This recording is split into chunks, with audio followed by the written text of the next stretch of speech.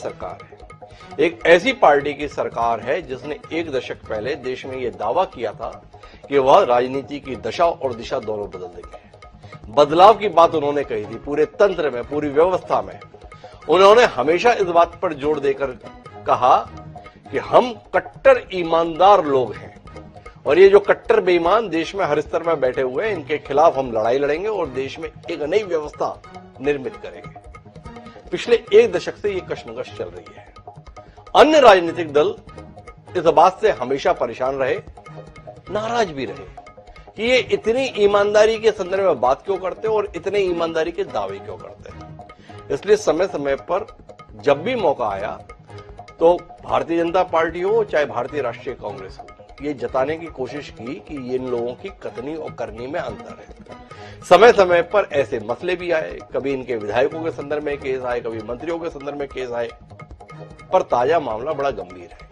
गंभीर इसलिए है कि इस बार निशाने पर सीधे दिल्ली के उप मुख्यमंत्री मनीष सिसोदिया हैं, जिनकी हैसियत पार्टी में केजरीवाल के बाद नंबर 2 की है। कमोबेश अगर समझना चाहे तो ऐसी है जैसी भारतीय जनता पार्टी में नरेंद्र मोदी के बाद अमित शाह की। तो आप पार्टी के अमित शाह समझे जाने वाले मनीष सिसोदिया इस समय सीबीआई हिरासत में है और सीबीआई हिरासत में इसलिए है कि उनके पास संदर्भ में यह आरोप है कि उन्होंने दिल्ली में एक नई शराब नीति लागू की। उस शराब नीति को लागू करने के माध्यम से सरकार को तो करोड़ों की चपत लगाई ही, साथ ही पार्टी के लिए करोड़ों का वारा न्यारा भी किया। सीबीआई से जुड़े हुए सूत्र इस संदर्भ में कई कहानियां प्रचारित कर रहे हैं, जिसमें बताया जा रहा है कि इस पूरे मामले के अंतर्गत तकरीबन 170 फोनों का इस्तेमाल किया। 17 फोन या सिम का इस्तेमाल तो स्वयं मनीष सिसोदिया के द्वारा किया गया। एक दिन में ही उन्होंने 3 मोबाइल हैंडसेट एक ही सिम के माध्यम से इस्तेमाल किए। ये भी आरोप लगाए जा रहे हैं कि इन मोबाइल सेटों को बाद में तोड़ दिया गया, यानी सब कुछ बड़ा संदेहास्पद सा हो गया। मनीष सिसोदिया अपनी इस गिरफ्तारी के संदर्भ में पहले से ही तैयार थे। जिस समय वो सीबीआई में पूछताछ के लिए जा रहे थे, एक जुलूस की शक्ल में गए। उन्होंने ये बताने की कोशिश की कि वो क्रांति के लिए निकले हैं, उन्हें फंसाया जा रहा है। उन्होंने बड़े भावुकतापूर्ण तरीके से ये भी बताया कि वो राजनीति में तो अनायास ही आ गए, अरविंद केजरीवाल के कारण आ गए।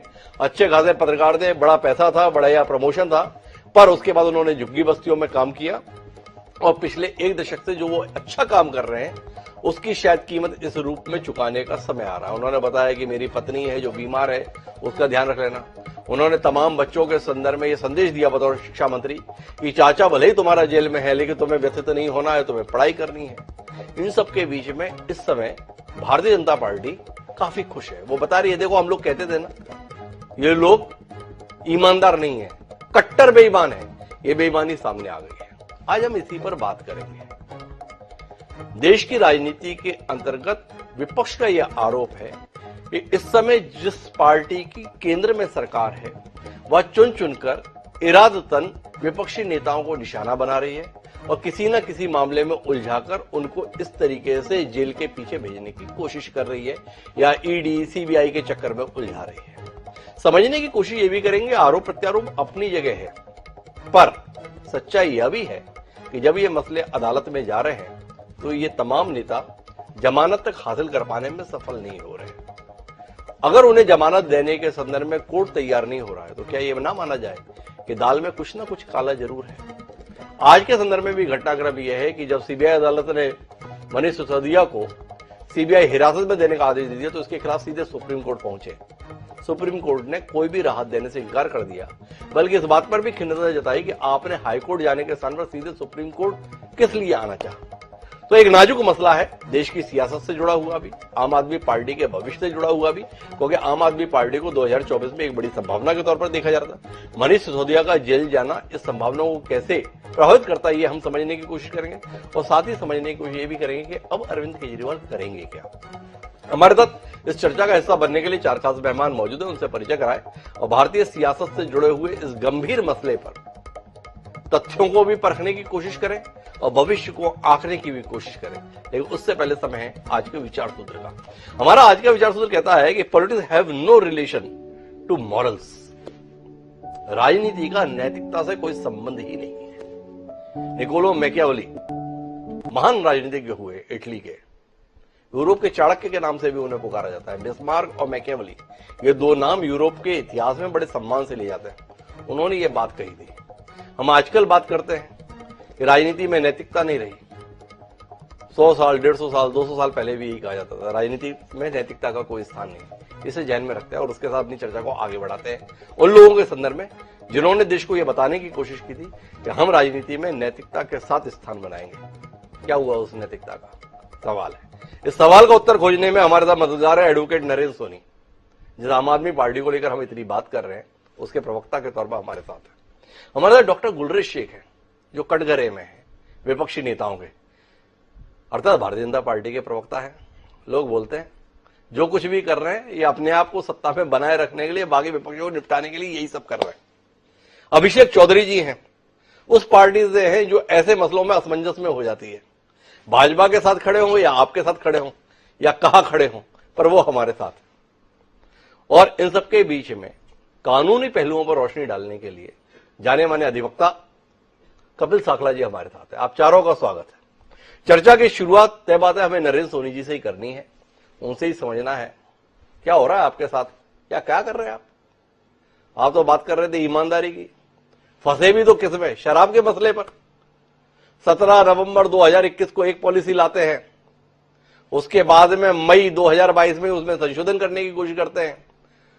आरोप लगाया सीबीआई की चार्जशीट में 5% के मुनाफे को आप 12% पे कर दिए मार्जिन को, और उसके अंतर में से 6% के खेल से पंजाब में सरकार बना लिए, बाद में गुजरात में भी खेल कर दिए, इतना सब कुछ आपने कर दिया। ऐसे आरोप हवा में तैर रहे हैं और आपके प्रखर नेता माननीय मनीष सिसोदिया जी जेल में पहुंचने की तैयारी में है, क्योंकि अभी तो वो सीबीआई हिरासत में, अगला कदम जेल के संदर्भ में ही लोग मान के चल रहे हैं। गुलरेज शेख जी की पार्टी पे बड़ा भरोसा है लोगों का। क्या कहते हैं नरेंद्र सोनी जी, क्या हो गया आपके साथ?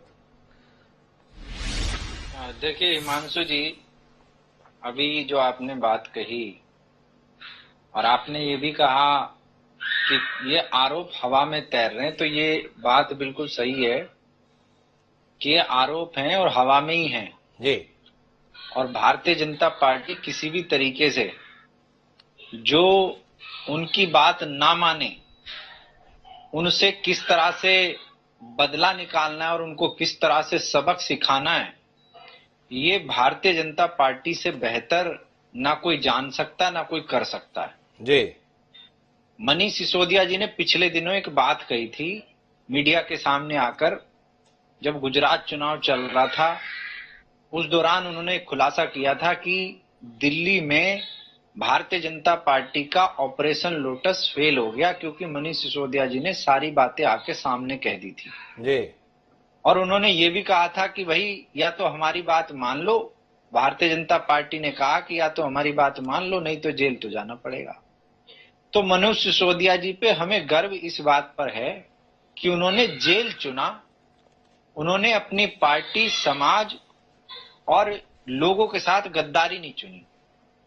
जिस तरीके से महाराष्ट्र के अंदर आपने देखा कि शिंदे साहब अगर इनकी बात ना मानते तो हो सकता है वो भी जेल में होते, अगर बंगाल के अंदर शुभेंदु अधिकारी जी इनकी बात ना मानते तो हो सकता है वो भी जेल के अंदर होते जी, अगर आसाम के मुख्यमंत्री शर्मा जी इनकी बात ना मानते तो हो सकता है वो भी जेल के अंदर होते।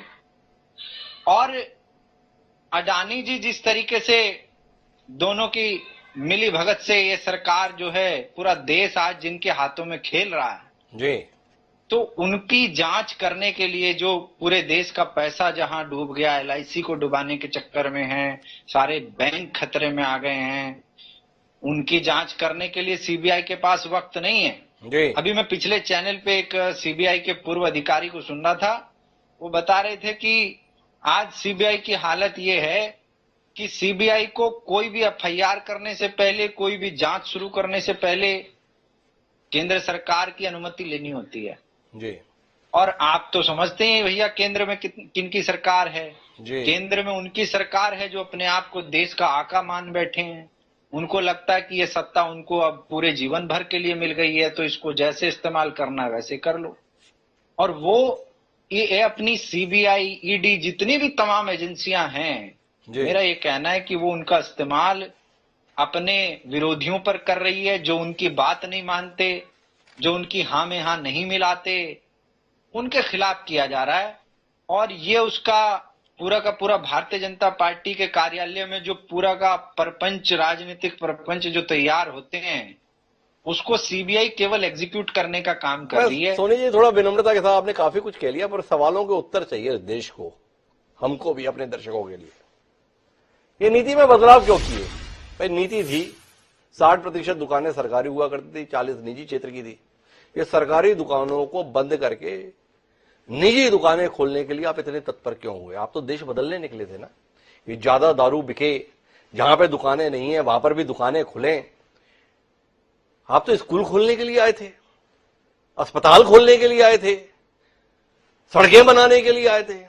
आज पता चल रहा है कि आप तो शराब की दुकानें जहां जहां नहीं है वहां पर भी खुल जाए, इसके लिए आए थे। एक इस पे बताइए। दूसरा ये भी बताइए कि आपने तमाम लोगों को राहत दी, ऑटो वालों को राहत दी, आम आदमी को राहत दी, ये तो ठीक है। ये शराब के ठेकेदारों के लिए 114 करोड़ रुपए की, आप अडानी अंबानी की बात करते हो, पर ये शराब ठेकेदारों के 114 करोड़ रुपए माफ करने का काम आपने क्यों किया है, इसके संदर्भ में समझना है। ये शराब ठेकेदारों के लिए इतनी चिंतित केजरीवाल की सरकार क्यों हो गई? और तीसरी बात आपसे ये समझना चाहता हूं, भाई भाजपा को मनीष सिसोदिया खलते हैं, मनीष सिसोदिया के अलावा सत्येंद्र जैन भी खलते हैं, पर समझ में आता है कि सबसे ज्यादा तो अरविंद केजरीवाल खलते हैं। अरविंद केजरीवाल मस्त अपनी जगह पर बैठे रहते हैं, बाकी सब जेल में रहते हैं। इस करिश्मे के संदर्भ में भी तो थोड़ा बताइए। तो 3 विषयों पर थोड़ा नरेश सोनी जी रोशनी दीजिए, हम समझना चाहते हैं। जो सबसे ज्यादा खलता है वो मुख्यमंत्री के तौर पर बड़े मस्त बैठा है, बाकी संतरी जो है वो इधर उधर चक्कर काटते रहते हैं, कोई जेल में रहता है, कोई बेल में रहता है। तो 3 विषयों के संदर्भ में रोशनी मिले। एक, शराब की दुकानें हर वार्ड में खुल जाए इसकी चिंता। एक, शराब ठेकेदारों के संदर्भ में चिंतित होकर उनकी टेंडर फीस को माफ करना। और तीसरा ये कि सबका जेल जाना पर केजरीवाल जी का बने रहना। ये क्या कहलाता है रिश्ता? जैसे अडानी के संदर्भ में राहुल गांधी पूछ रहे थे ना, मोदी जी का फोटो दिखा कि रिश्ता क्या कहलाता है, तो केजरीवाल का कुछ नहीं होता, ये रिश्ता क्या कहलाता है? तीनों विषयों पर थोड़ा बताएं। देखिए हिमांशु जी, बड़ा अच्छा सवाल आपने किया, और इस सवाल पे बहुत अच्छे तरीके से पहले भी हमारे एक प्रवक्ता ने जवाब दिया है जी कि आपने कहा कि ये पॉलिसी क्यों लेकर आए। जी। देखिए, दिल्ली के अंदर अवैध शराब का बहुत बड़ा कारोबार चलता था, जिसमें अब इसमें भारतीय जनता पार्टी को दिक्कत क्यों हुई? क्यों इस पॉलिसी से?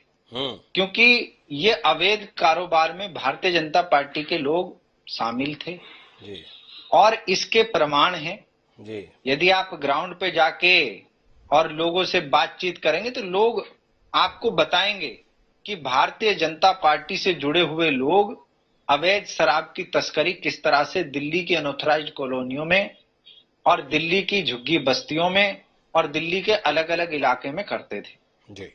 और जिस तरीके से दिल्ली के अंदर जो शराब की दुकानें थी वो बिल्कुल एकदम गलत तरीके से जिस तरीके फैली हुई थी, जैसे मान लीजिए एक कोने में 70% दुकानें हो गई, दूसरे कोने में थी नहीं। मैं माफी के साथ सोनी जी एक सवाल कर लेता हूं आपसे।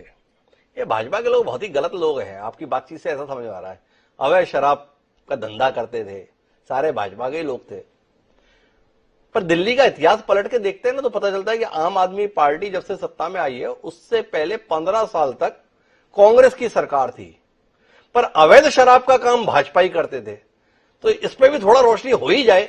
नीति कांग्रेस सरकार की थी और अवैध शराब का कारोबार में संलिप्त भाजपा ही रहते थे, कांग्रेस ही नहीं रहते थे। तो थोड़ा इस पे भी रोशनी मिल जाए, ऐसी काबिलियत कैसे भाजपाइयों में थी, थोड़ा पता रहे ना हम लोगों को। काबिलियत तो हिमांशु जी भारतीय जनता पार्टी के लोगों में बहुत ज्यादा है जी, और इतनी ज्यादा है कि दूसरों की सरकारों को किस तरीके से गिराना है इनको मास्टरी हासिल है इस मामले जी। और भारतीय जनता पार्टी के थे, आपने बिल्कुल सही कहा, कांग्रेस के भी थे और अभी भी हैं, अभी भी हैं। इसलिए सुधार कर लिया आपने। परेशानी ये हुई कि ये पॉलिसी किसी भी तरीके से लागू नहीं होनी चाहिए जी और इस पॉलिसी को इन्होंने पहले इन्हीं के एलजी साहब उसको ओके करके साइन करते हैं जी और बाद में उसी पे एफआईआर करवा दी जाती है। और जहां तक आपने कहा कि इसको वापस क्यों लिया गया, जी, तो भारतीय जनता पार्टी एलजी साहब के माध्यम से लगातार अधिकारियों पर क्या प्रेशर बनाती है, ये मीडिया के माध्यम से, आप लोगों के माध्यम से पूरा देश देख रहा है जी कि दिल्ली के अफसरों ने इतना डर गए कि इस पॉलिसी पे काम करने से ही मना कर दिया, तो सरकार को ये पॉलिसी वापस लेनी पड़ी। जी लेकिन यही पॉलिसी पंजाब में भी लागू है, पंजाब की सरकार ने इसको लागू किया, जी पंजाब में अच्छा चल रहा है, पंजाब में सरकारी खजाने में बहुत फायदा दिया इस पॉलिसी ने। लेकिन अब आते हैं दूसरी बात पे कि आपने कहा अरविंद केजरीवाल क्यों बचे हुए हैं। बचे नहीं हुए हैं, इनकी तो पूरी आप तो सवाल को लांग गए मेरा। अरविंद केजरीवाल तीसरा सवाल है। दूसरा सवाल था ठेकेदारों के 144 करोड़ रुपए माफ करने के संदर्भ में, उस पर भी तो बात करेंगे ना सर। ऐसा थोड़ी है आप ऐसे ही निकल जाएंगे। देखिए, पूरे देश के अंदर कोरोना पेंडेमिक के दौरान देश की अलग अलग राज्यों की अलग अलग सरकारों ने जिस तरीके से, नगर निगम ने भी बहुत सारे डिपार्टमेंट को राहत दी जिसमें भारतीय जनता पार्टी थी, हरियाणा की सरकार ने। अरे नरेंद्र सोनी जी थोड़ा रुकिए ना आप। क्या आप बड़ा निराश कर रहे हैं हम लोगों को? क्या है आपकी पार्टी से हम लोगों को बड़ी उम्मीदें रही। क्या है 80 के दशक में नैतिकता की बात भारतीय जनता पार्टी करती थी। 21वीं सदी में नैतिकता के सबसे बड़ा पैरोकार आप थे। तो इसलिए आपसे दो सवाल थे, आपके द्वारा उत्तर नहीं मिल रहा कि क्या अरविंद केजरीवाल को दिल्ली में हर वार्ड में शराब की दुकान खुलना सुनिश्चित हो इसलिए लाया गया था? यही काम आपके पास बचा था? इसका सीधा उत्तर चाहिए था। दूसरा, इसको राहत, इस राज्य में राहत, उस राज्य पर आप तो कुछ अलग करने के लिए थे ना। ये शराब ठेकेदारी मिले थे आपको राहत देने के लिए कोरोना काल में। उनके लिए 144 करोड़ रुपए माफ करना आपको जायज दिखाई देता है? आपको लगता है चूक गए हम लोग, ये हमारा ध्येय नहीं था, ये हमारा सिद्धांत नहीं था, ये हमारी नीति नहीं थी, कहीं ना कहीं चूक गए, ये शराब ठेकेदार हमारी प्राथमिकता में आ गए। इस पर कुछ कहिए नरेंद्र जी, बहुत ईमानदारी की बात करिए। बड़ी अपेक्षा रही है देश को आपसे। नहीं, ऐसा नहीं है, अपेक्षाएं हैं। और दिल्ली से अरविंद केजरीवाल जी से दिल्ली के लोगों को जितनी भी अपेक्षाएं हैं, अरविंद केजरीवाल ने उन सारी अपेक्षाओं पे खरे उतरे। दिल्ली के लोगों के उन्होंने सड़क, बिजली, पानी, शिक्षा, स्वास्थ्य सब पे काम करके दिखाया है। और ये तो एक मतलब छोटी सी चीज उठा ली जाती है। क्या उत्तर प्रदेश की सरकार ने जो है लोगों का पैसा माफ नहीं किया कंपनियों का? लेकिन मैं आपको ये बताना चाहता हूं कि कोरोना काल के दौरान जिन जिन लोगों पे भी संकट आया, जिन जिन लोगों को भी परेशानियां हुई, सरकार ने तो सबकी मदद की, लोगों की भी मदद की, सबकी मदद की। लेकिन अब मैं ये कहना चाहता हूं, जो आपका तीसरा वाला सवाल है जी कि अरविंद केजरीवाल क्यों बचे हुए हैं। अरविंद केजरीवाल बचे हुए नहीं है हिमांशु जी। अरविंद केजरीवाल पूरे तरीके से भारतीय जनता पार्टी के षड्यंत्रों से घिरे हुए हैं जी। अरविंद केजरीवाल जी को किसी भी तरीके से भारतीय जनता पार्टी खत्म करना चाहती है। इसलिए उनके आसपास जितने काम करने वाले लोग हैं जी, जितने सरकार को चलाने वाले लोग हैं, पार्टी को चलाने वाले लोग हैं, भारतीय जनता पार्टी एक एक करके उन पर शिकंजा कसने का काम कर रही है। और किसी भी तरीके से अरविंद केजरीवाल, एक सवाल और लेता हूं, नहीं तो ये इंटरव्यू में तब्दील हो जाएगा। मुझे आना है अभिषेक चौधरी और डॉक्टर गुलरेज शेख के पास। अरविंद केजरीवाल को पता है कि मैं किस खतरे में हूं। अरविंद केजरीवाल को पता है कि भारतीय जनता पार्टी उनके संदर्भ में क्या चाहती है। इसलिए केजरीवाल जी ने तय कर रखा है जितने भी सर कलम होंगे वो सिपाही या सिपह सालारों के होंगे, मेरा नहीं होगा। इसीलिए दिल्ली में गिने चुने मंत्री, इतने सारे विभाग, तो अरविंद केजरीवाल होशियार आदमी है। मानते आप अपने नेता के कायल हैं कि नहीं? एक भी विभाग उन्होंने अपने पास नहीं ले रखा है। कैसे कोई जना कुछ कर लेगा? इस कुशलता के लिए, इस दूरदृष्टि के लिए आप अपने नेता के मुरीद हो गए कि नहीं हो गए? थोड़ा ये बताइए नरेंद्र मोदी।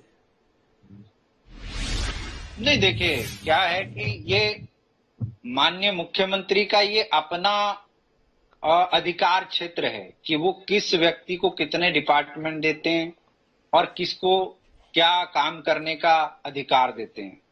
उनकी हर एक व्यक्ति को अपनी टीम बनाने का अधिकार है। उन्होंने अपनी एक टीम बनाई और उसने दिल्ली के लोगों को रिजल्ट दिया। सीधा सवाल है, दाएं बाएं नहीं। 18 विभाग थे अभी जब सिसोदिया जी ने इस्तीफा दिया है 1 घंटे पहले, और अरविंद केजरीवाल जिस पे दिल्ली की जनता ने सबसे ज्यादा भरोसा किया, अपने पास एक विभाग नहीं रखा है। इस उदारता को या इस चतुरता को कैसे देखते हैं आप?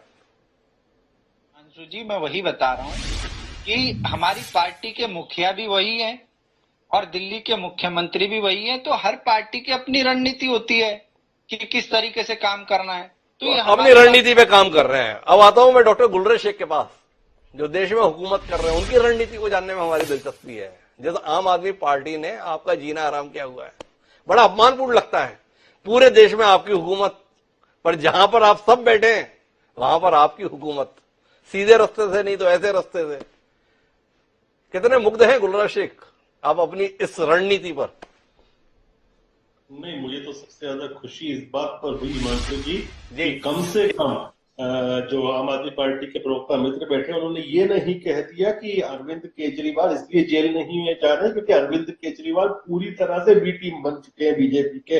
अभी अभिषेक चौधरी जी वो बोलने वाले हैं थोड़ी देर में, तो इससे पहले वो बोलते मैं बोल दूं क्योंकि इन लोगों की कॉन्स्पिरेसी थ्योरी की बातें ऐसी चलती हैं। लेकिन अपनी बात को आरंभ करूंगा मैं एक सैचुरेटरी वार्निंग के साथ आपके दर्शकों के लिए कि शराब पीना आपके स्वास्थ्य के लिए हानिकारक है। शराब पीना आपके स्वास्थ्य के लिए हानिकारक है। और अभी चीजें अच्छा है ना कि कब सीबीआई के बाद कोर्ट पे जाएंगी और जब कोर्ट पे जाएंगी तो दूध का दूध और दारू का दारू हो जाएगा। और ये तो आज आपने देखा किस प्रकार से सत्येंद्र जैन का भी इस्तीफा आ गया। 7 महीने जेल को स्पा बनाने के बाद मसाला इस्तीफा दे दिया जी। और अभी हमारे मित्र कह रहे थे आम आदमी पार्टी के कि सेम शराब नीति, ये मेरे मुंह से गलती से निकल रहा था, लेकिन शेम शराब नीति जो है वो पंजाब में भी चल रही है। लेकिन पंजाब में इन्होंने भगवंत मान की सरकार ने जो ऑनलाइन फॉर्म थे नई शराब नीति के तहत उसको विड्रॉ कर लिया है। क्यों विड्रॉ किया है? आपके दिमाग की घंटियां भी बज रही होंगी। और मैं तो हिमांशु जी एक बात कहता हूं, तो मेरे शब्दों को आप याद रखना कि अभी तो मनीष सिसोदिया का केवल शराब घोटाला सामने आया है। अभी छोटे छोटे बच्चों की जो एजुकेशन के साथ इन्होंने घोटाला किया है ना, जब वो सामने आएगा तो हो सकता है अरविंद केजरीवाल भी इस्तीफा दे दे। क्योंकि किन आंखों से लोगों से आंखें मिलाएंगे जी? ये लोग पक्के बेईमान लोग हैं, कट्टर बेईमान लोग हैं। हर किसी को बेईमान कहते थे, लेकिन अंदर से इनका जो हाल था ना वो अब सामने आने लगा है। और हुआ ये है कि अब ये प्याज की परतें निकल रही हैं तो आंसू निकल रहे हैं, और आंसू निकल रहे हैं तो इस्तीफे निकल रहे हैं। आम आदमी पार्टी साहब एक्सपोज हो चुकी है कि झूठ की बुनियाद पे बना महल कैसे बड़बड़ा के गिरता है वो आज देख लिया जाता है। तो गुलरेज शेख थोड़ा ये बताइए, ये मामले में एफआईआर हुई 17 अगस्त 2022, छापा पड़ा मनीष सिसोदिया के 19 अगस्त 2022, और सारी जांच के बाद जब 25 नवंबर को 2022 को सीबीआई ने चार्जशीट पेश की तो उसमें मनीष सिसोदिया का नाम नहीं था। अब अचानक मनीष सिसोदिया गिरफ्तार है। तो जो भी अनुबंध था, जो भी समझौता था, वो हिमाचल गुजरात के संदर्भ में था। आगे आने वाला संकट बड़ा है। ये आम आदमी पार्टी काफी कोशिश कर रही है मध्य प्रदेश में, छत्तीसगढ़ में, राजस्थान में। अब जरूरत नहीं है, थोड़ा इस पर रोशनी दीजिए ना। लोग समझ नहीं पाते आपकी कुशलता को, आपके तौर तरीकों को। सब इसे इसी दृष्टि से देख रहे हैं। गुलरेज शेख जी थोड़ा बताइए ना क्या है। मैं आपको बताइए कि आपकी पैनल पर मैं कितनी बार बैठा हूं, वो अलग अलग दलों के कई नेता ऐसे आते हैं जो दिन रात बीजेपी को या मोदी जी को भला बुरा कहते रहते हैं। क्या उनमें से किसी के घर पे छापा पड़ा? क्या उनके पास सीबीआई आई? क्या उनके पास आईटी आया? क्या उनके पास ईडी आई? नहीं आई। क्यों नहीं आई? क्योंकि वो गलत काम में संलिप्त नहीं थे। आप गलत करोगे तो डेफिनेटली इसका परिणाम वैसा ही आएगा जो आज सामने आ रहा है। ये लोग भुगत रहे हैं। लेकिन आप जो पूछ रहे हैं ना किसी प्रकार का समझौता, देखिए माननीय केजरीवाल जी ने तो पहले कहा था गुजरात चुनाव के पहले कि गुजरात चुनाव से पहले मनीष को गिरफ्तार कर लिया जाएगा। क्या मनीष जी गिरफ्तार हुए थे? नहीं हुए थे।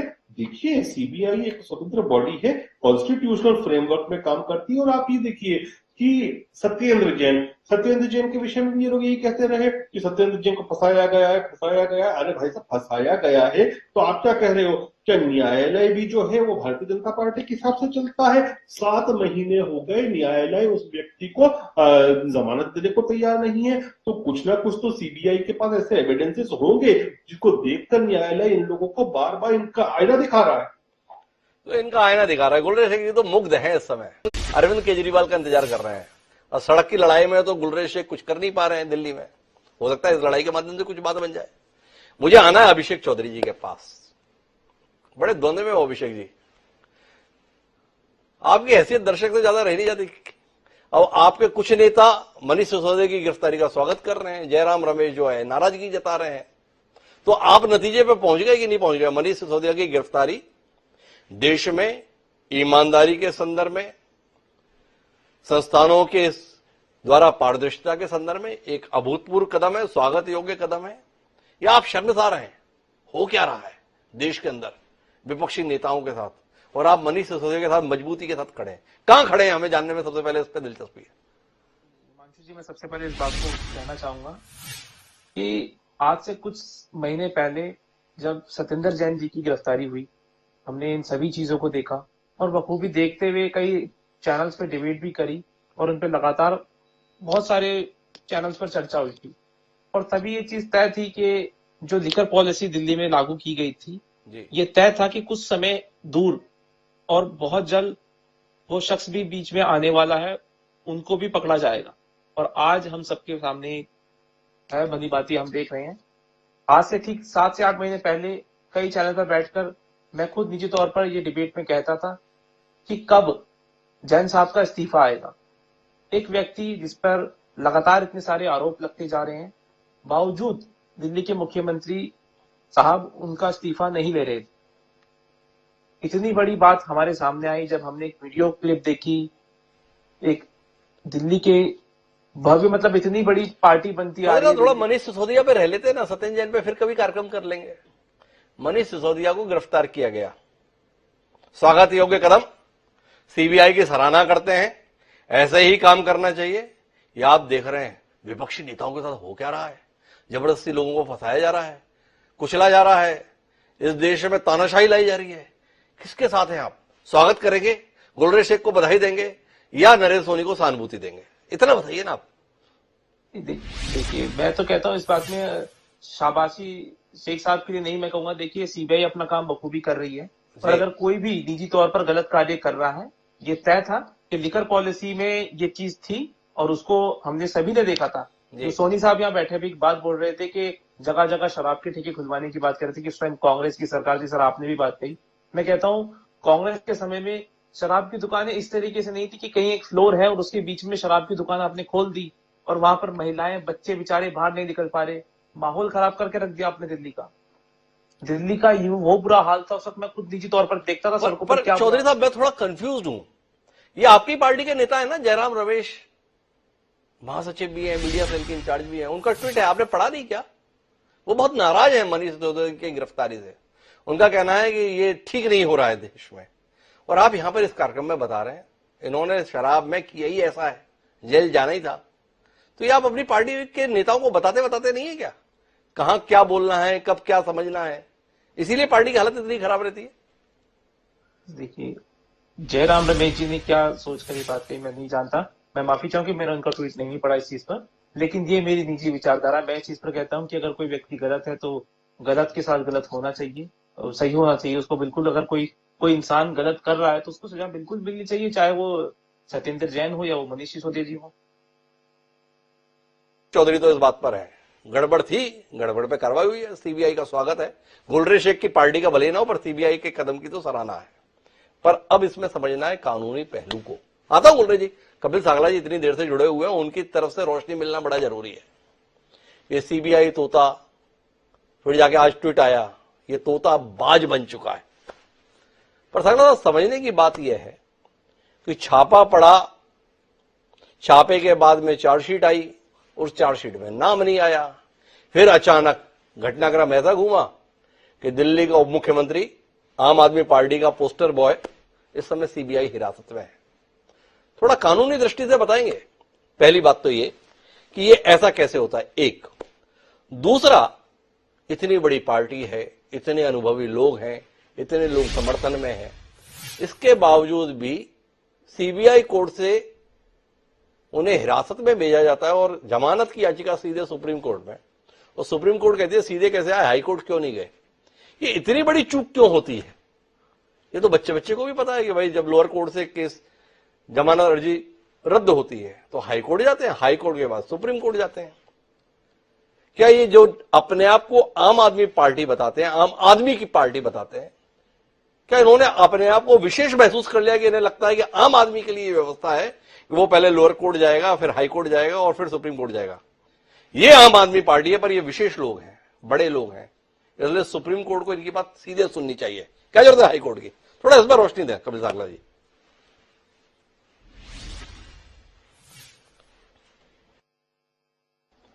साकला साहब शायद आपने म्यूट का बटन दबाया, उसे अनम्यूट कर देंगे। I'm so sorry. जी हाँ जी, तो सॉरी। मैं ये कह रहा था कि जिस खूबसूरती से आपने ये बात कही है, शायद मैं भी नहीं कर पाता और कोई और भी नहीं कह पाता। बहुत ही बढ़िया, और बात एकदम सही है। दो बहुत इंटरेस्टिंग चीजें हैं इसमें डॉक्टर साहब। एक बात यह है कि सारे के सारे, स्पेशली जब आपके जो स्पोक्स पर्सन प्रवक्ता आ रहे हैं, वो सारे के सारे इसे पॉलिटिकल एंगल दे रहे हैं। कोई भी व्यक्ति अनफॉर्चुनेटली अभी तक जी लॉ पे बात नहीं कर रहा। देखिए, कोर्ट में केस है, कोर्ट में ये भूल जाइए कि सीबीआई का केस है या पुलिस वाले का केस है या किसी पार्टी का या बड़े नेता का केस है। इशू सिर्फ ये है कि एक मैटर में एक व्यक्ति अरेस्ट होता है, उसे कोर्ट में पेश किया जाता है। लड़ाई इस बात में होती है उसे जुडिशियल रिमांड में भेजा जाए या पुलिस रिमांड में भेजा जाए, इंटेरोगेशन की जरूरत है या नहीं है। कोर्ट दोनों पार्टियों की दलीलें सुनती है, प्रोसिक्यूशन की भी सुनती है, इन्वेस्टिगेशन की भी सुनती है, और अक्यूज के अपने बड़े दिग्गज वकील, हिंदुस्तान के बहुत ही बढ़िया वकील, दिल्ली हाईकोर्ट के टॉप के वकीलों की दलीलें सुनती है और ये कहती है कि मेरे हिसाब से इसमें कस्टोडियल इंटेरोगेशन अनिवार्य है। 5 दिन का इंटेरोगेशन का समय देती है, पुलिस रिमांड दे देती है। तो बाकी सारी बातें भूल जाइए कि भैया चार्जशीट में नाम था या नहीं था। क्वेश्चन ये है कि वो सारी की सारी चीजें कोर्ट सुन चुकी हैं और अपना दिमाग लगा चुकी है और कॉग्निजेंस ले चुकी है और ये कह चुकी है कि इस मैटर में पुलिस इंटेरोगेशन की जरूरत है। और किस बारे में बोला? क्योंकि 3 बहुत बड़े पॉइंट्स बोले गए थे। एक ये बोला गया था, भैया जो मोबाइल, जो अगर किसी को ये बोला जाए कि आप अपने खिलाफ स्टेटमेंट दीजिए तो वो गलत है, हमारे जो फंडामेंटल राइट्स उसके खिलाफ है। मगर अगर कोई चीज सिर्फ आपके पास है या आपके नॉलेज में, तो ये आपका फर्ज बनता है कि आप वो पुलिस को बताएं, स्पेशली अगर आप इनोसेंट हैं। उनसे ये पूछा गया, भैया ये बताइए आपके मोबाइल फोन कहाँ गायब हो गए? उन्होंने कहा मुझे नहीं पता। उनसे पूछा गया, भैया वो जो फाइल थी वो कहाँ गायब हो गई? उन्होंने कहा कि शायद मुझे नहीं पता। और यही वाली बात सीबीआई ने कोर्ट में बोली। तो जहां तक ये वाली बात है कि भैया चार्जशीट में नाम था नहीं था, वो सारी चीज तो चली गई, that is phloem under the bridge, that is gone. और दूसरा, बाय लॉ ये जरूरी नहीं है कि एफआईआर में भी आपका नाम हो, इन्वेस्टिगेशन की स्टेज में आपका नाम आ सकता है। ये भी जरूरी नहीं है कि चार्जशीट में आपका नाम हो। चार्जशीट के बाद इन्वेस्टिगेशन की स्टेज में सप्लीमेंट्री चार्जशीट फाइल करी जा सकती है, जब पता चले कि भला भैया ये फला फला व्यक्ति का नाम उसमें आया। तो जहां तक ये दूसरी बात होगी, लीगल दलीलों पे कोई भी बात नहीं कर रहा, सारे पॉलिटिकल इश्यूज पे बात कर। और जो आपने फिर आखिरी बात बोली, बहुत ही खूबसूरती से बोली कि भैया ट्रायल कोर्ट के बाद आप सीधा सुप्रीम कोर्ट क्यों गए? क्योंकि आप ये मान के चले थे कि एक एक्सेप्शनल केस है, जैसे युवा साहब का केस था, एक जर्नलिस्ट का केस था, तो आप मान के गए एक्सेप्शनल केस है, वैसे एक्सेप्शनल केस मान लेता हूं। ये एक्सेप्शनल केस नहीं है। सुप्रीम कोर्ट ने कहा कि जो सभी के लिए है वो आपके लिए भी है, और आप हाईकोर्ट पहले जाइए और फिर आइए। और ये जो बोला गया, ये बहुत ही अच्छी तरह बोला, बहुत ही खूबसूरती से बोला और बहुत ही ईमानदारी से बोला गया, क्योंकि आप हर चीज में सुप्रीम कोर्ट का सीधा दरवाजा नहीं कर सकता। आप लॉ पे जा सकते हैं। यहाँ पे जो आर्ग्यूमेंट्स भी हो रही हैं, जो बात दलीलें दी जा रही हैं, वो सारी पॉलिटिकल दी जा रही है। और यही बोला जा रहा है ये खास आदमी है, ये आम आदमी नहीं है, इसे खास आदमी की तरह ट्रीट करना जा रहा है। जब तो लॉ सबके लिए नहीं बदलता, लॉ सबके लिए बराबर रहेगा। यही ऑनरेबल सुप्रीम कोर्ट ने कहा। बड़े तर्कपूर्ण तरीके से कपिल साकला साहब ने भी इस बात को कहा, ये कानून सबके लिए बराबर है, ये हमारे संविधान के अंतर्गत मूलभूत सिद्धांत है। आप उस सिद्धांत से परे क्यों जाना चाह रहे हैं? एक सवाल। पर मैं साथ में आपसे समझना ये चाहता हूं साकला साहब कि जो इन्वेस्टिगेशन है, उस इन्वेस्टिगेशन के अंतर्गत लंबे समय से प्रक्रिया चल रही थी। गिरफ्तारी क्यों की जाती है? गिरफ्तारी इसलिए की जाती है कि पूछताछ करनी है एक, और गिरफ्तारी में इसलिए रखा जाता है कि वो सबूत को प्रभावित ना करे, जांच को प्रभावित ना करे। इतना संवेदनशील मसला, तकरीबन 7 महीने 8 महीने से कार्रवाई चल रही थी। और मनीष सिसोदिया कोई छोटे मोटे आदमी नहीं है, वो अपने आप को बड़ा आदमी मान रहे हैं तो ठीक है, बाकी जनता भी मानती है। दिल्ली राज्य के उप मुख्यमंत्री हैं, प्रभावशाली नेता है। 8 महीने तक जो व्यक्ति खुला रहा, उसे अचानक सीबीआई सोच रही है कि अब इसे गिरफ्तार रखना चाहिए।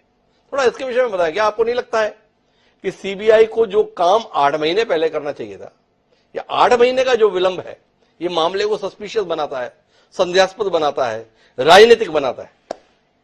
नहीं, मेरे ख्याल से तो ये बात उल्टी हुई, और वो इसलिए हुई क्योंकि एक, अगर सीबीआई बिना किसी प्रॉपर इन्वेस्टिगेशन के, बिना किसी प्रॉपर सबूत के या बिना किसी प्रॉपर केस के किसी एक व्यक्ति को अरेस्ट कर लेती, और ये खास आदमी है, आपने सही बोला, बड़े नेता हैं, तो कोर्ट उसी समय उनको बेल भी दे देती और बोलती अभी आपके पास कोई मटेरियल नहीं है, ये अरेस्ट पॉलिटिकल लग रही है जी। तो इसी वजह से कोई भी इन्वेस्टिगेटिंग एजेंसी पहले कोई तथ्य लाना चाहती है अपनी अरेस्ट को अरेस्ट बहुत बड़ी जस्टिफाई करने की। ये हो गई एक बात। और जो दूसरी बात है कि अरेस्ट तब किस वजह से करा जाना चाहिए, नहीं करा जाना, पर्सनली मैं तो ये मानूंगा कि भैया जब तक कोई फ्लाइट रिस्क नहीं है, भगोड़ा ना हो, तो उसको अरेस्ट नहीं करना चाहिए। ये मेरा मानना है। ये मेरा मानना है कि भैया आपको किसी की कस्टोडियल इंटेरोगेशन 3rd डिग्री करने की जरूरत नहीं है, ये मेरा मानना है। पर ये एक आइडियल वर्ल्ड है, और जब तक ये, जैसे कि मैंने कहा, सबके लिए नहीं हो जाता, किसी एक व्यक्ति या एक व्यक्ति विशेष या एक सेगमेंट ऑफ सोसाइटी को आप स्पेशल नहीं मान सकते। तो जो लॉ है वो यही है कि अगर आप इंटेरोगेशन में या इन्वेस्टिगेशन में पार्टिसिपेट नहीं कर रहे, चीजें छुपा रहे हैं, तो प्रोसिक्यूटिंग एजेंसी या इन्वेस्टिगेटिंग एजेंसी कोर्ट में जाके बोल सकती है हमें कस्टोडियल इंटेरोगेशन की जरूरत है, और कोर्ट ये देखते हुए कि आप पार्टिसिपेट कोऑपरेट नहीं कर रहे हैं, कस्टोडियल इंटेरोगेशन दे देगी। कोर्ट ने एग्जैक्टली वही करा है जो हर दूसरे केस में कोर्ट ने एग्जैक्टली वैसे ही कहा है। अब मैं आता हूं नरेंद्र सोनी जी, एक बार फिर आपके पास में, बड़ी उलझन में हूं मैं। ये मनीष सिसोदिया के साथ आपने किया क्या? क्या आम आदमी पार्टी ने यह मान लिया है कि हाँ मनीष सिसोदिया ने गड़बड़ की है? क्या अरविंद केजरीवाल ने मान लिया है कि हाँ मनीष सिसोदिया ने वाकई चोरी की है? ये सवाल इसलिए जहन में आ रहा है कि एक नेता थे सत्येंद्र जैन, जो मंत्री थे, वो 7 महीने से जेल में थे, उनका इस्तीफा नहीं लिया, ना मंजूर किया।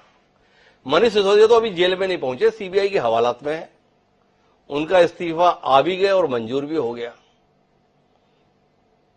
तो थोड़ा इस पर रोशनी दीजिए ना। सत्येंद्र जैन को 7 महीने तक बर्दाश्त कर रहे थे अरविंद केजरीवाल, या मनीष सिसोदिया के संदर्भ में 48 घंटे में हथियार डाल दिए। ऐसा तो नहीं कि कुमार विश्वास, प्रशांत भूषण, योगेंद्र यादव, सारी टीम कट गई थी, एक बचे थे मनीष सिसोदिया, वो भी गए। क्या कहते हैं केजरीवाल जी बेहतर तरीके से जानते हैं कि भारतीय जनता पार्टी जो भी कार्रवाई करा रही है वो कहीं ना कहीं दिल्ली में कोई काम ना किया जाए, दिल्ली के काम प्रभावित हों, और जब काम प्रभावित होंगे तो कहीं ना कहीं उनको जनता में अपनी बात कहने का अवसर मिलेगा। भाई केजरीवाल ने ये नहीं किया, वो नहीं किया। तो कहीं ना कहीं जब सरकार के मंत्रियों, 2 मंत्री अब इस सरकार से उठा करके उन्होंने उसको जेल में डाल दिया है, तो काम प्रभावित हो सकता है। अब जब काम प्रभावित ना हो, इसलिए उन्होंने इस्तीफा दिया, तो काम अब अलग अलग बाकी लोगों में डिस्ट्रीब्यूट करके दिल्ली सरकार कराएगी। मुझे लगता है ये निर्णय रहा होगा, और अरविंद केजरीवाल जी ने इस्तीफा मंजूर भी कर लिया है। और आज ये तो एक अच्छी बात है ना। अभी तक तो विपक्षी लोग यही कहते थे। कैसी अच्छी बात है नरेंद्र सोनी जी? सत्येंद्र जैन को 7 महीने 8 महीने तक आपने मंत्री बनाए रखा, जेल के अंदर बंद होते हुए भी। मनीष सिसोदिया को 48 घंटे भी आपसे बर्दाश्त नहीं हुआ मंत्री के तौर पर बने रहना। भाई अगर करना ही था तो सत्येंद्र जैन का आज मंजूर कर लेते, 7 महीने बाद मनीष सिसोदिया को कर लेते। ये मनीष सिसोदिया को तुरंत निपटा दिए आप, ठीक किया अपने नेता के साथ। इतना महत्वपूर्ण नेता 48 घंटे भी आपसे बर्दाश्त नहीं हुआ सीखचों के अंदर। अभी आप ही ने मनीष सिसोदिया जी के 18 डिपार्टमेंट थे, और ये 18 पहले से नहीं थे। ये सत्येंद्र जैन जी के जेल जाने के बाद उनके भी डिपार्टमेंट मनीष सिसोदिया जी देख रहे थे। तो वहां तक तो एक मतलब काम चल रहा था, दिल्ली के लोगों का काम रुकने नहीं दिया गया जी। लेकिन अब जब मनीष सिसोदिया को भी इन्होंने अरेस्ट कर लिया है, तो कहीं ना कहीं काम प्रभावित होने का पूरा माहौल बना दिया गया। काम प्रभावित होगा ही भाई, 18 विभाग जो व्यक्ति देख रहा है और वो है नहीं, तो काम तो प्रभावित होगा। इसलिए दिल्ली के लोगों का काम ना प्रभावित हो, उन्होंने दिल्ली की जनता के हित में अपना इस्तीफा दे दिया, और यही तो चाहते थे विपक्षियों की। सत्येंद्र जैन का क्यों नहीं लिया था, थोड़ा इसके संदर्भ में भी बता दो फिर नरेंद्र सोनी जी। सत्येंद्र जैन का नहीं लिया, पर मनीष सिसोदिया का इसलिए ले लिया कि दिल्ली का काम प्रभावित न हो। तो मतलब एक नाकारा आदमी थे सत्येंद्र जैन, एक काहिल आदमी थे, किसी लायक नहीं थे, कोई समझ नहीं थी, कोई बुद्धि नहीं थी, कोई विवेक नहीं था, इसलिए उनका रहना ना रहना प्रभावित नहीं कर रहा था। मनीष सिसोदिया बहुत महत्वपूर्ण आदमी थे, अब वो नहीं है तो दिक्कत हो गई, ऐसा है। नहीं ऐसा नहीं है। आप कह रहे हैं तो आप है ना, मैंने अभी क्या एक्सप्लेन किया, हमने कहा कि जब सत्येंद्र जैन के डिपार्टमेंट मनीष सिसोदिया देख रहे थे जी, अब उनको कहीं ना कहीं तो डिस्ट्रीब्यूट करना पड़ेगा। तो अब ये सब लोग चाहते थे, विपक्षियों का भी यही मांग थी। अब अरविंद केजरीवाल इस्तीफा लें तो समस्या, ना लें तो समस्या की अभी क्यों ले लिया, अभी इनको भी चलना चाहिए था। तो ठीक है, देखिए भारतीय जनता पार्टी ने तो कसम खाई है आम आदमी पार्टी को खत्म करने की जी, और किसी भी तरीके से आम आदमी पार्टी की सरकार दिल्ली के लोगों के काम ना कर पाए, इसके लिए भारतीय जनता पार्टी पूरा जाल बिछा रही है। लेकिन अरविंद केजरीवाल जी ने, मुझे लगता है कि ये एक अच्छा निर्णय है। अब जो है तो दिल्ली के लोगों के तो काम एक सवाल और फिर जाके मैं गुलरेज शेख के पास चलता हूं। अरविंद केजरीवाल अब साहस दिखाएंगे, दिल्ली की जनता के प्रति अपना दायित्व निभाएंगे। अब उम्मीद करें कि अरविंद केजरीवाल कुछ महत्वपूर्ण महकमे अपने पास रख के दिल्ली की जनता के लिए सेवा करेंगे, या एक बार फिर कोई नए चेहरे, कोई नई गर्दन तलाशेंगे जो भाजपा के हवाले हो सके? देखिए ये केजरीवाल जी का अपना अधिकार क्षेत्र है, वो क्या करेंगे क्या नहीं करेंगे इस पे मैं अभी कोई टिप्पणी कर नहीं सकता हूं। ये उनका, माननीय मुख्यमंत्री का ये अधिकार क्षेत्र होता है कि वो क्या डिपार्टमेंट अपने पास रखेंगे और क्या दूसरों को देने वाले हैं। तो इसमें ना मैं कुछ कह सकता हूं, ना मेरा ये अधिकार क्षेत्र है, और ना ही ऑफिशियल कोई अनाउंसमेंट होने से पहले मैं कोई स्टेटमेंट दे सकता तो हूं। सोनी जी की तो मर्यादा है, अपनी सीमा है आम आदमी पार्टी के प्रवक्ता होने के नाते कि केजरीवाल के संदर्भ में हम क्या कहें। तो गुलरेज शेख जी को तो खुला मौका है। तो गुलरेज जी क्या कहते हैं, अरविंद केजरीवाल से आपका कोई आग्रह, कोई अपील, कोई अनुरोध है कि केजरीवाल जी आप इतने गुणी व्यक्ति हैं, इतने योग्य आदमी हैं, इतने प्रतिभावान हैं, दिल्ली की जनता के प्रति आपका दायित्व है, अब आप ही संभालिए।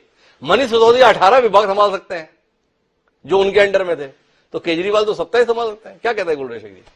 हिमांशु जी, जब आपने कह दिया कि मैं तो खुल के कह सकता हूं, थोड़ी देर में इन दोनों की जगह अर्थात नरेंद्र सोनी जी और अभिषेक चौधरी जी की जगह अपने आप को रख लूं तो मैं कैसा संवाद करूंगा? जब मैं कुर्सी बदल लेता हूं तो मैं कहूंगा कि संभवतः जो मनीष है ना, मनीष की इच्छा जो थी वो मुख्यमंत्री की कुर्सी पे थी, इसलिए बीजेपी के साथ मिलकर अरविंद केजरीवाल ने मनीष को जेल में भिजवा दिया।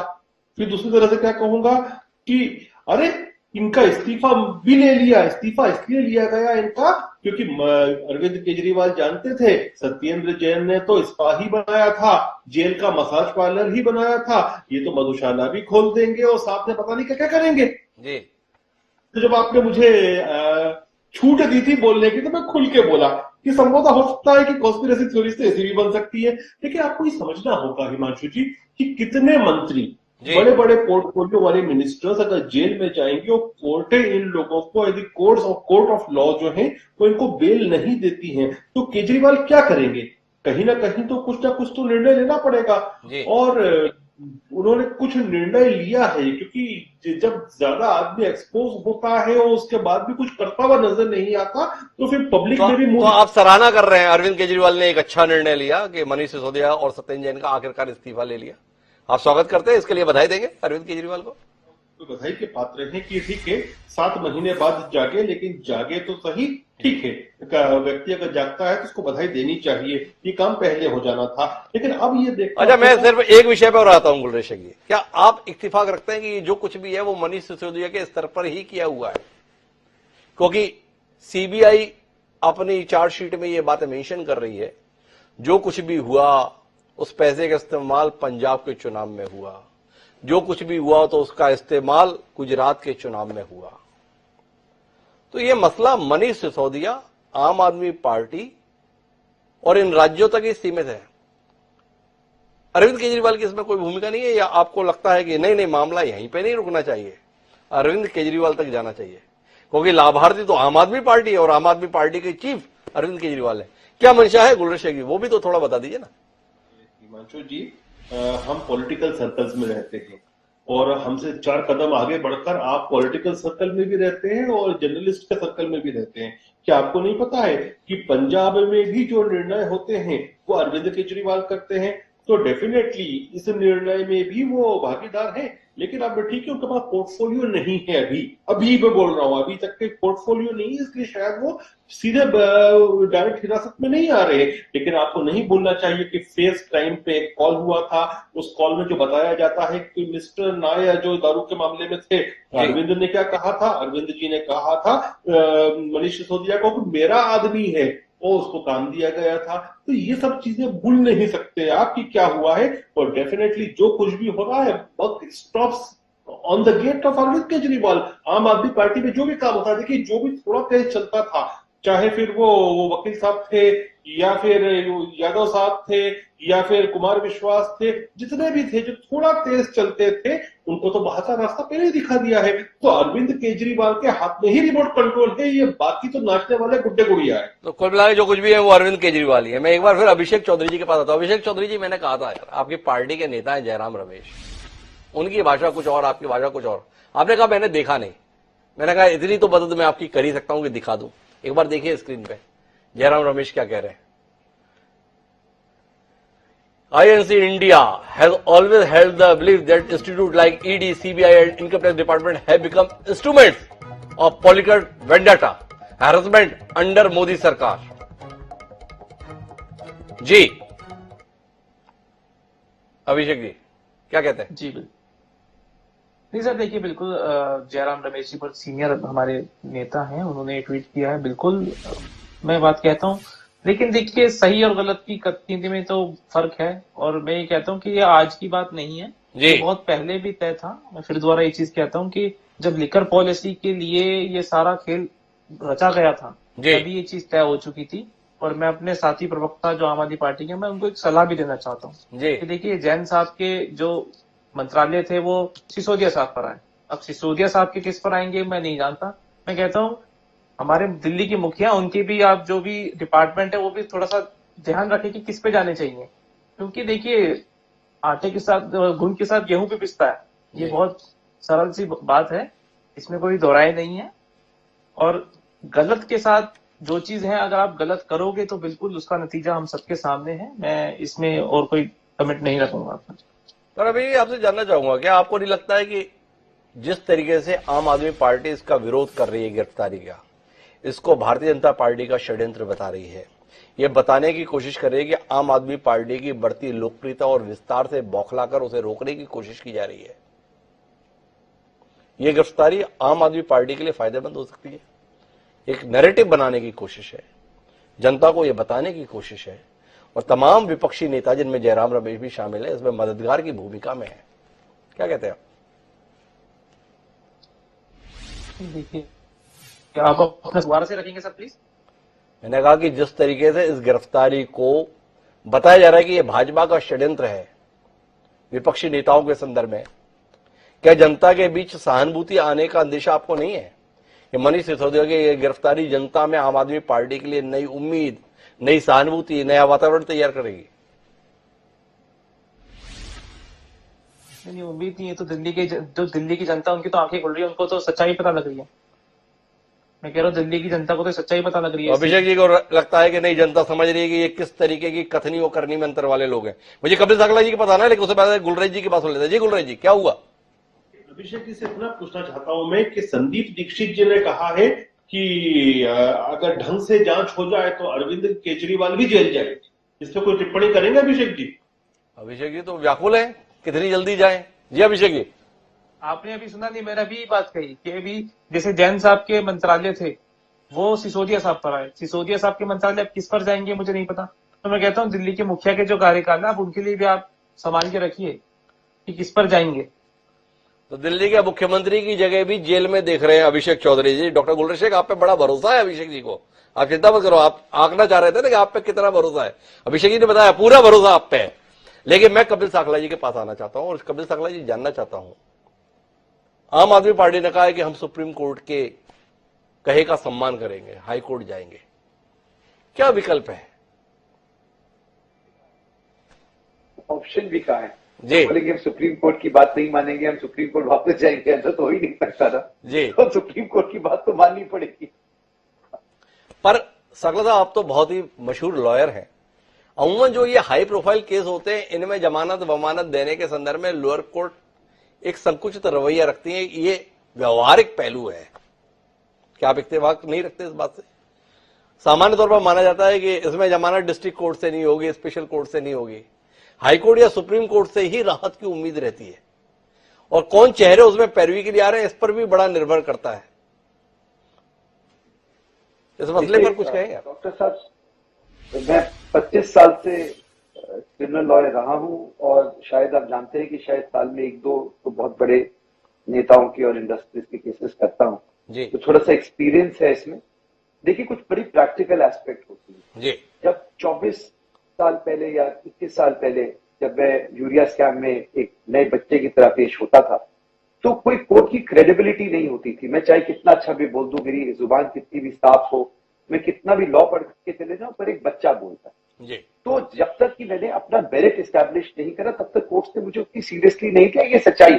जी। आज बाल सफेद हो गए हैं, शायद वो जजेस भी मुझे 25 साल से देख रहे हैं तो उनको ये मालूम है, मेरे जैसे वकीलों को, जी। कि कौन वकील लॉ पे बात कर रहा होता है, कौन वकील मुद्दे की बात कर रहा होता है, कौन हवाबाजी कर रहा होता है, कौन हवाई फायर कर रहा होता है कि लग गया तो लग गया, वरना जनाब में कुछ और बोल देता हूं। राइट। तो एक जो फेस वैल्यू की बात होती है, एक चलिए मान गया कि आपकी जनरेशन आफ्टर जनरेशन हुई, मेरे जैसे फर्स्ट जनरेशन लॉयर तो ये मानते हैं कि क्योंकि आप टिके रहते हैं। अमिताभ बच्चन का ये था ना कि जब वापस भेज दिया गया था, उनके पिताजी ने कहा था कि जब दरवाजे बंद हो जाए तो खिड़की से जाओ। वही वाली बात है, अगर आप टिके रहोगे तो आपका नंबर आएगा। जी। तो एक बहुत जरूरी चीज है कि वो जो क्रेडिबिलिटी होती है वो कोर्ट्स को पता होता है, आपको रोज सुन के कि आप कितना भार है आपकी। जी। तो ये चीज जो होती है वो आपके फेवर में काम करती है और उसमें ये जरूर देखा जाता है। देखिए, कुछ ये देखा जाता है कि फेस वैल्यू किसकी ज्यादा है किसकी कम है, वो बड़ी प्रैक्टिकल एस्पेक्ट होती है, कौन कितना अपीयर हुआ है किसी कोर्ट में।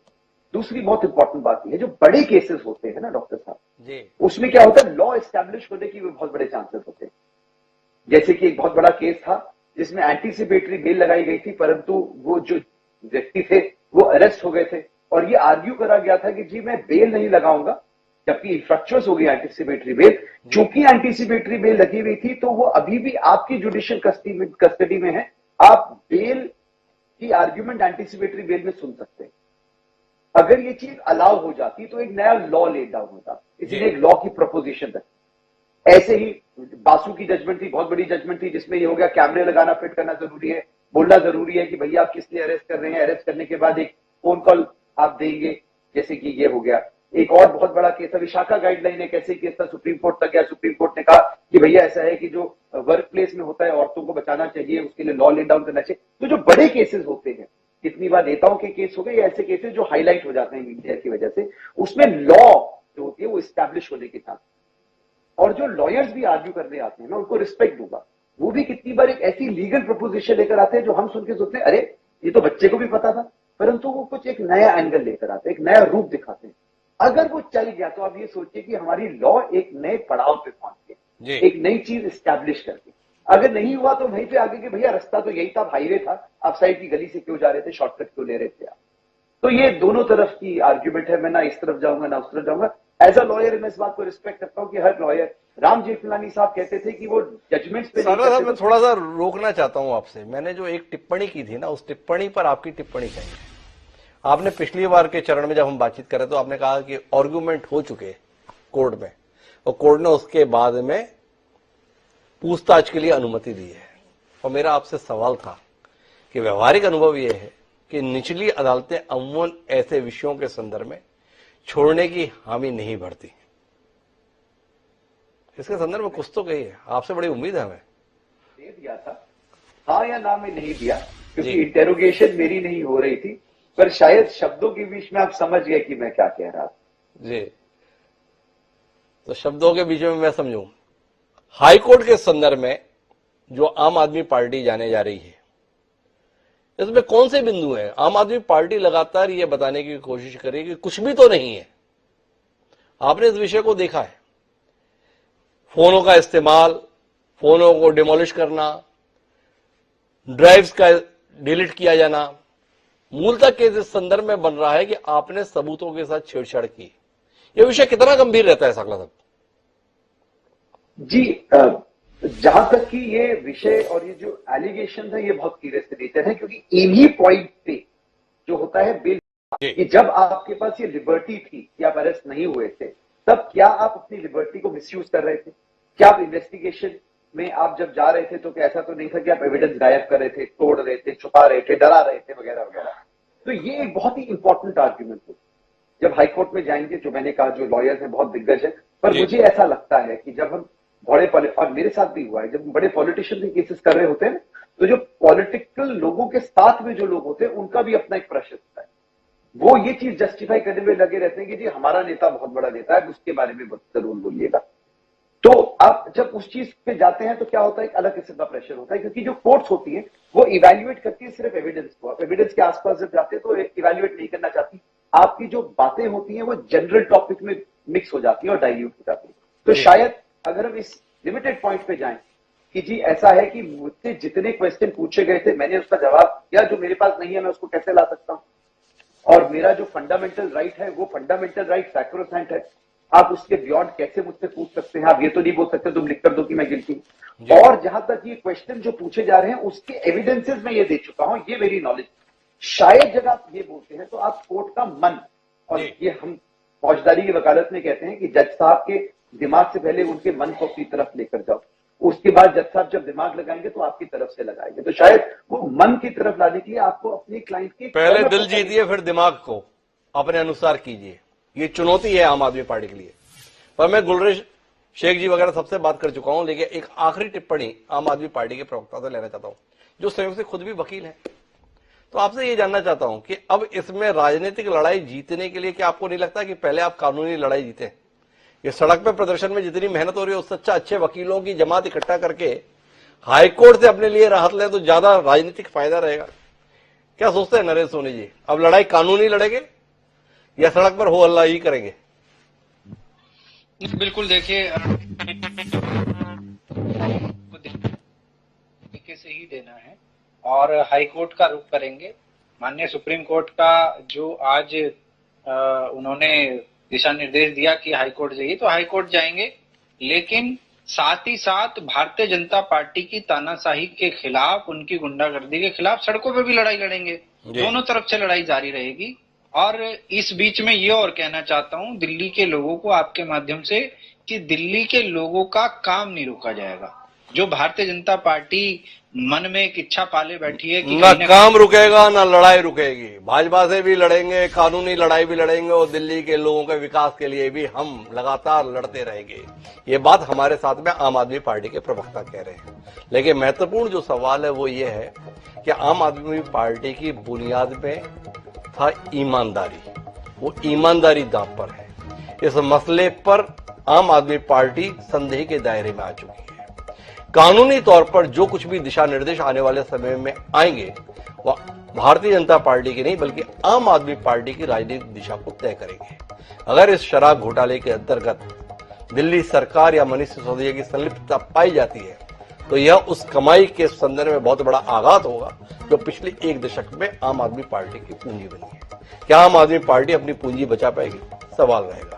हम लगातार इस विषय पर निगाह बनाए रखेंगे और समय समय पर अपने पैनलिस्ट के साथ में आपके बीच में आते भी रहेंगे। लेकिन आज के लिए इतना ही। तो आप चारों मेहमानों का बहुत बहुत धन्यवाद इस चर्चा का हिस्सा बनने के लिए। समय अब आज के शेर का। हमारा आज का शेर कहता है कि अगर मैं सच कहूं तो सब्र ही की आजमाइश है। अगर मैं सच कहूं तो सब्र ही की आजमाइश है। ये मिट्टी इम्तिहान प्यारे, ये पानी आजमाइश है। निकल कर खुद से बाहर, भागने से खुद में आने तक फरार आखिर है ये कैसी आजमाइश है। कामी शाह ने कमाल की बात कही थी। आम आदमी पार्टी अभी इस आजमाइश पर विचार कर देखें नतीजा क्या लेकर आती है।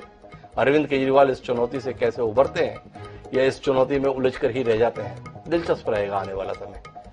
निगाह बनाए रखेंगे। इसी के साथ आप मुझे इजाजत, कल फिर मिलेंगे नए विषय के साथ। तो तक के लिए